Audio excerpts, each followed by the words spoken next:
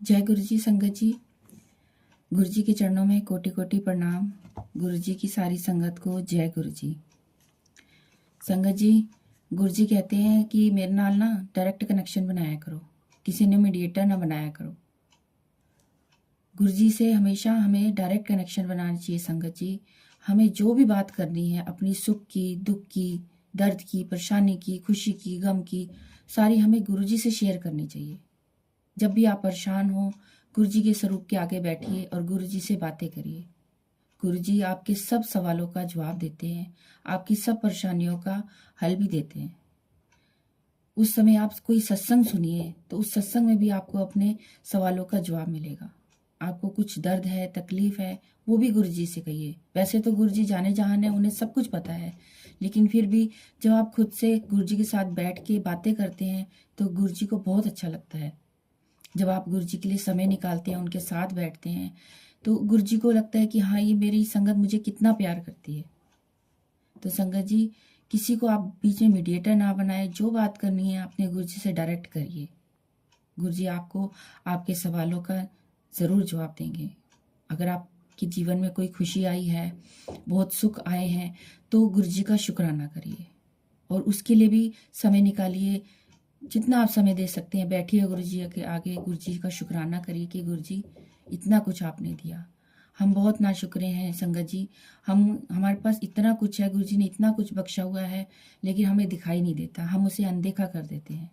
तो जो भी आपके जीवन में चल रहा है, सुख या दुख, जो भी समय चल रहा है, उसका शुक्राना करिए। कुछ तकलीफ़ें हमारे जीवन में ऐसे आती हैं, उस समय हमें लगता है कि ये क्या हो गया, या गुरु जी हमें नहीं देख रहे, या गुरु जी हमारे लिए कुछ नहीं कर रहे। लेकिन कुछ तकलीफ़ें हमारी भलाई के लिए होती हैं, क्योंकि गुरु जी वो छोटी सी तकलीफ़ें दे के बड़ा कष्ट टाल देते हैं।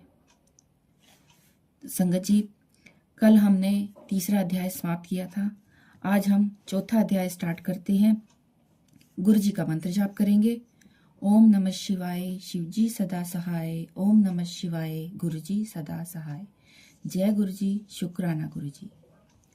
चौथा अध्याय, ब्रह्मा जी का श्री नारद के कहने पर भगवान सदाशिव के निर्गुण चरित्रों का वर्णन करना। महर्षि सूत जी ऋषि गणों को इतनी कथा सुनाकर कहने लगे कि श्री नारद जी का प्रश्न सुनकर ब्रह्मा जी अत्यंत प्रसन्न हुए। भगवान शिव जी का नाम सुनकर ब्रह्मा जी को रोमांच हो आया, अश्रुपात होने लगा। उन्होंने कहा, नारद तू धन्य है, तूने मेरे कुल का नाम उज्जवल कर दिया है, क्योंकि तुम भगवान शिव जी के भक्त बने हो। मैं अब अपनी बुद्धि के अनुसार पहले भगवान सदाशिव के निर्गुण चरित्रों को कहूंगा, उसके पश्चात मैं उनके सगुण चरित्रों का वर्णन करूंगा। सबसे पहले यहाँ सृष्टि का कोई चिन्ह ना था, तब सर्वव्यापक सच्चित आनंद स्वरूप केवल शिव ही थे। क्योंकि वह सच्चिदानंद स्वरूप है, उनका मन वाणी के अधीन है। न ही वह सूक्ष्म है, न ही वह स्थूल है, और न ही वह छोटे हैं और न ही बड़े हैं। न ही वे नीचे हैं, न ही वे ऊंचे हैं। वह माया से रहित तथा पापों से परे हैं। वह जन्म मरण से मुक्त हैं, निराकार, अजन्मा और अनादि हैं। सारी सृष्टि के मालिक तथा सबसे बड़े हैं। कर्मों का फल देने वाले, सर्वव्यापक, आदि अनंत से रहित। ऐसे भगवान शिव की उपासना विष्णु भी करते हैं और मैं भी करता हूँ। उनकी कृपा के बिना कोई कुछ भी प्राप्त नहीं कर सकता। भले ही योगी ध्यानावस्था में उन्हें देख लें, लेकिन उनके आदि और अंत का बिल्कुल नहीं जानते। उनके संपूर्ण ज्ञान स्वरूप और सत्य स्वरूप सदाशिव को वेद नेति नेति कहकर पुकारते हैं। मूर्ख मनुष्य भला उन्हें क्या जान सकते हैं। वह निर्गुण है, बिना आँख के देखते हैं, कान के बिना सुनते हैं, बिना नाक के सूंघते हैं, बिना मुख के सब कुछ खाते हैं, बिना जीवा के बोलते हैं, बिना हाथों के सारे काम करते हैं और बिना पैरों के चलते हैं। जिस महापुरुष के ऐसे विलक्षण काम हो, उनकी स्तुति भला कौन कर सकता है। उन्होंने इच्छा की कि मैं एक हूँ, और इस इच्छा के उत्पन्न होने के साथ ही वह एक हो गए। इस प्रकार निर्गुण व सगुण स्वरूप कोई भी भेद नहीं। प्रभु सदाशिव के सगुण स्वरूप का केवल ध्यान करना ही समस्त फलों का प्रदान करने वाला है। वही भगवान सदाशिव ब्रह्मा और विष्णु के उत्पन्न करने वाले हैं। सब कर्मों के साक्षी और विराट स्वरूप हैं। उनके नाम शिव, शंकर, हर, महेश, परम देव, जगदीश, अमीश, विदुद, परमात्मा, ब्रह्मा, ग्रीश, शंभु, सदाशिव, परमेश्वर, पार्वतीपति, त्रिशूलधारी, चक्रधारी, ईश्वर, सुखदाता इत्यादि असंख्य नाम हैं। वही भगवान सदाशिव परमेश्वर सृष्टि के कर्ता, धर्ता और आनंद के देने वाले हैं। उमापति भगवान शंकर गुणों से युक्त सृष्टि, ब्रह्मा व विष्णु को उत्पन्न करने वाले हैं। ऐसे प्रभु श्री सदाशिव सबके स्वामी को वैष्णव विष्णु के नाम से, शक्ति के नाम से, सूर्य उपासक रवि के नाम से और गणेश जी उन्हें विनायक के नाम से जानते हैं। वह भगवान सदाशिव सगुण स्वरूप कैसे हैं? मस्तक पर जटा और गंगाजल भाल में तथा भाल में चंद्रमा और त्रिपुंड कानों में कुंडल, सूर्य, चंद्र और अग्नि के समान तेजवान, 3 नेत्र, शुक्र की भांति नशा, बिंबा फल के समान होंठ, अत्यंत पवित्र और तेजवान सुंदर 5 मुख हैं, जिनमें से एक पूर्व की ओर वाला प्रातः के सूर्य समान प्रभाव वाला, दूसरा दक्षिण की ओर 3 नेत्रों वाला अत्यंत भयानक, तीसरा मुख पश्चिम की ओर मस्तक पर अर्ध चंद्रमा धारण करने वाला, चौथा मुख उत्तर की ओर मूंग के वर्ण वाला जिसमें लंबे लंबे केश लटकते हैं, 5वां मुख नीचे की ओर है जिसमें कि वह अपने भक्तों के हृदय में आनंद उत्पन्न करते हैं। उस मुख पर कमल के समान सुंदर आंखें हैं। उनका रंग सुंदर और तेजवान है। इस प्रकार भगवान शिव पंचानन के नाम से प्रसिद्ध हैं। उनके कंठ में 3-3 रेखाएं हैं, हाथ में शूल और कंठ में मुंडमाला धारण किए हुए हैं। उन्होंने कोई चतुर्भुज, कोई पंचभुज और कोई 10 भुज भी कहते हैं। उनके हाथों में नाना प्रकार के अस्त्र शस्त्र विद्यमान हैं। अंगुलियों अत्यंत सुंदर और सुडौल हैं।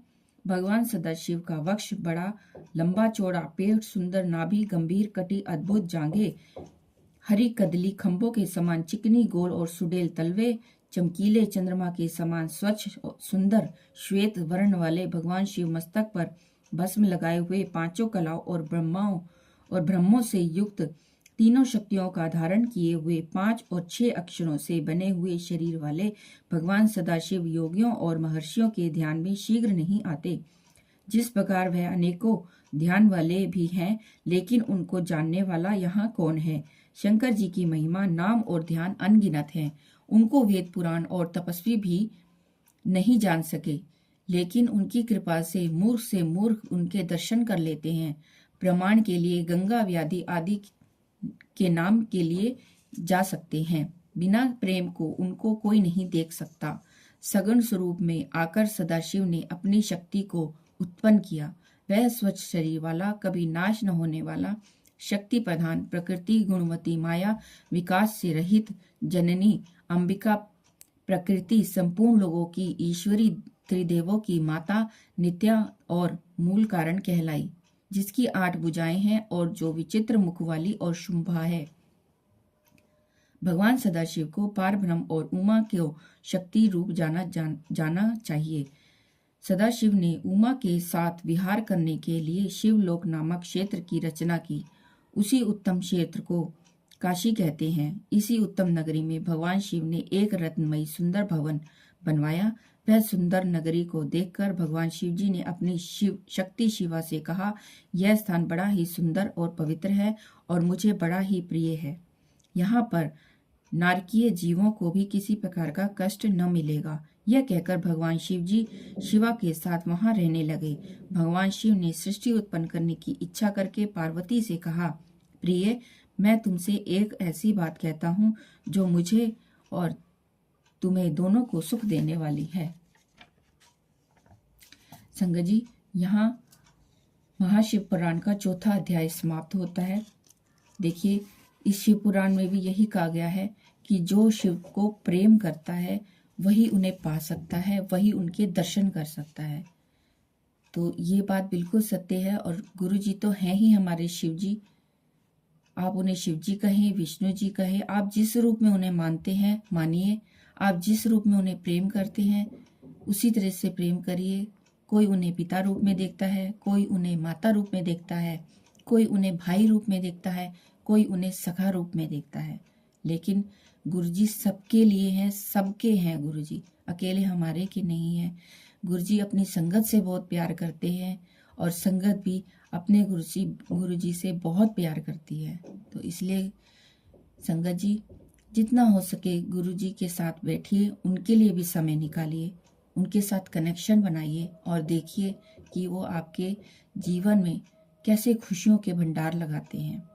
तो संगत जी हर रोज़ इस ऑडियो को बहुत ही शॉर्टकट में रखेंगे ताकि संगत का ज़्यादा समय ना लिया जाए। छोटे से छोटे समय में ऑडियो में आप बड़ा लाभ उठा सकें। तो संगत जी 5वां अध्याय हम कल प्रारंभ करेंगे। तो गुरु जी के मंत्र जाप से हम अनुमति लेते हैं और गुरु जी और संगत जी अध्याय पढ़ने में मेरे से कोई गलती हो गई हो तो गुरु जी मुझे क्षमा करें, संगत जी मुझे क्षमा करें।